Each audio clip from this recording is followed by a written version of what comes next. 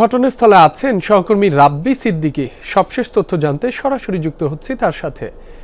রাব্বি, খুনে জড়িত কাউকে কি শনাক্ত করা গেল? হত্যাকাণ্ডের মোটিভ সম্পর্কে পুলিশ কি কিছু জানতে পেরেছে কিনা সে বিষয়েও জানাবেন। এখন পর্যন্ত কোনো কিছু সুনির্দিষ্ট করে পুলিশ বা পরিবার আমাদেরকে কিছুই জানায়নি।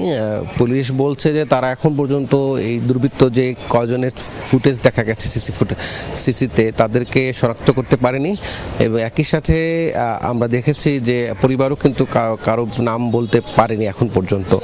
আছি সেই ঘটনাস্থলেই, গলিতেই, এটা পশ্চিম তেজতুরি বাজার, এখানে এই গলিতেই এই গতকাল রাতের ঠিক 7টার পরে 8টার পরে এই ঘটনাটি। এবং আমরা দেখেছি সিসি ফুটেজে ঘটনার পরপরই তিনজনকে পালাতে, এবং তারা তিনজনই কিন্তু এই যে গলির মাথায় কিন্তু আপনি কারণ বাজার যে সড়কটি সেই সড়ক দিয়ে বেরিয়ে যায়, সিসি ফুটেজে তা স্পষ্ট।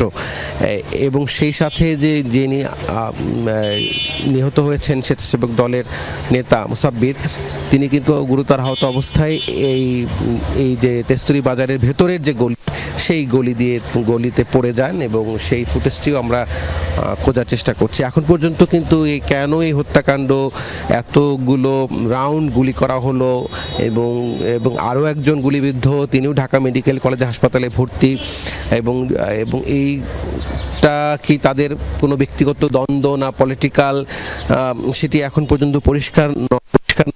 তবে আমরা চেষ্টা করছি যে আইনশৃঙ্খলা বাহিনীর কাছ থেকে জানার যে কেন আসলে টার্গেট করে এই মুসাব্বিরকে হত্যা করা হয়েছে, এবং সেটির পিছনে কোনো রাজনৈতিক কোন্দল নাকি কোনো অর্থনৈতিক বিষয় আছে, সেটি জানার চেষ্টা করছি। রাব্বি, আপনাকে ধন্যবাদ।